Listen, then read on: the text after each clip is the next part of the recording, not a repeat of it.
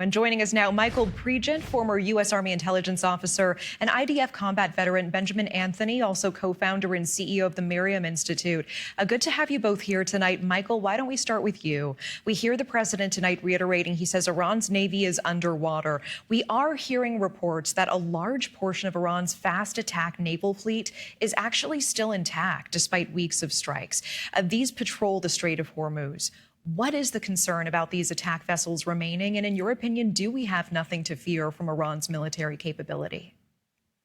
Well, thanks for having me. We've already moved two ships into the Strait of Hormuz without any incident with Iran.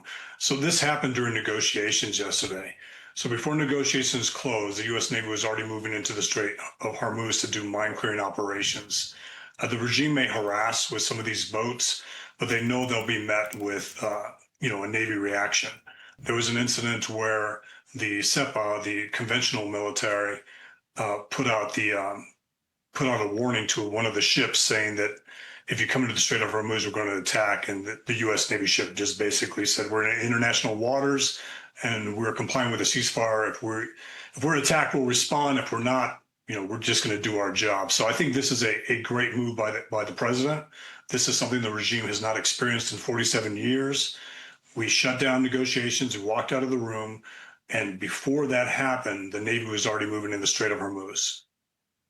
Benjamin, let's talk about Israel and Lebanon as well. The strikes on Hezbollah continuing.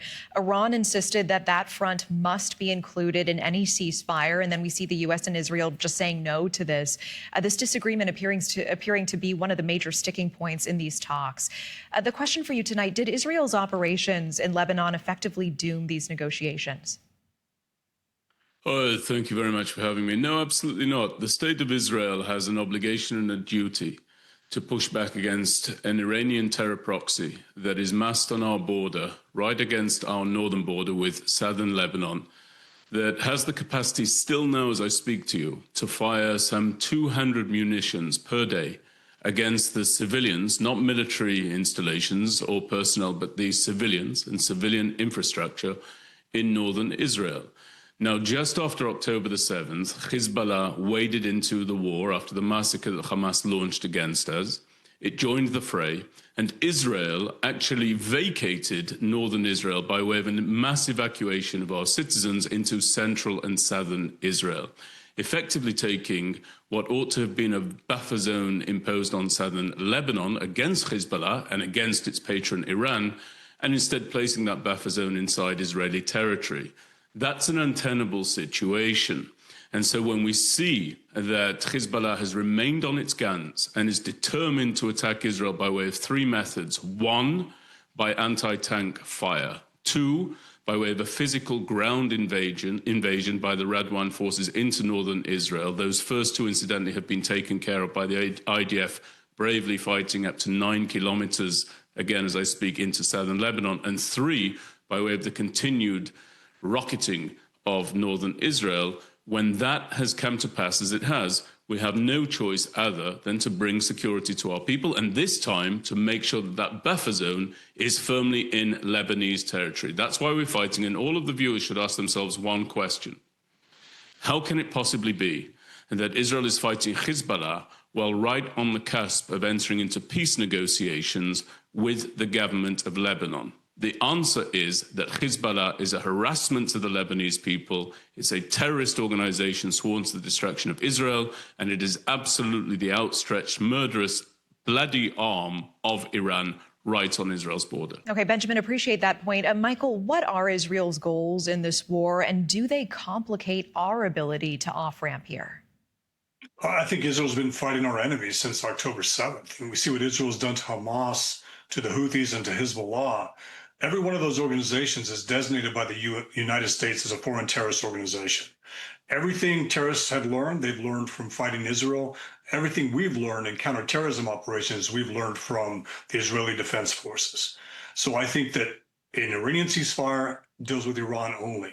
And for Iran to project and say that Israel has to stop attacking a terrorist organization that is launching missiles. I've been to Israel twice since October 7th. I've been to the north, and nobody can go to school. Nobody can live in their homes. they have to go to the middle of Israel or in south to be safe from these rockets and missiles. One of the things that I think your viewers need to know also is that Israel is negotiating with the Lebanese government, who has zero control over Hezbollah, unfortunately. So we hear about negotiations, and then we hear what Erdogan from Turkey is saying, that Israel needs to stop attacking Lebanon, or Erdogan, a NATO ally, a U.S. ally, is going to do what Israel would have did to Syria and Libya. I think President Trump needs to have a serious conversation with Erdogan and put him in his place, because he's part of NATO and he shouldn't be talking like that. All right, Benjamin, tell me more about this. We see Iran-linked propaganda clearly stating that President Trump is fighting Israel's war. In your perspective, tell me why that's not true.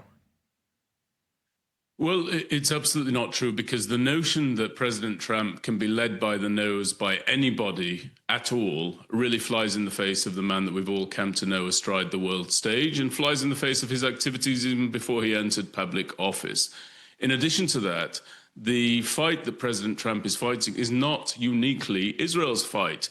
You can go and ask, your viewers can go and ask any of the Gulf countries that are in the region, and they will tell you that Iran has shown itself, by way of firing ballistic missiles, rockets, munitions toward them, Iran is a menace and a danger and an aspiring hegemon in the region. We know that because they have attacked Qatar. We know that because they have attacked the Saudis. They've even attacked Turkey.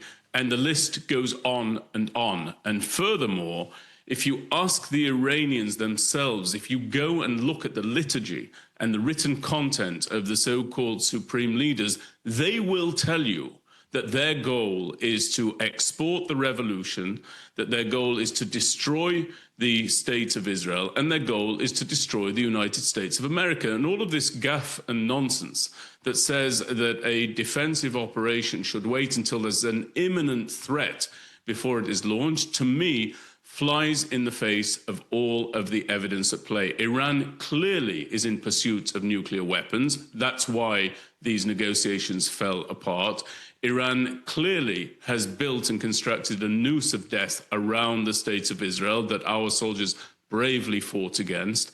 And Iran clearly seeks to export the revolution.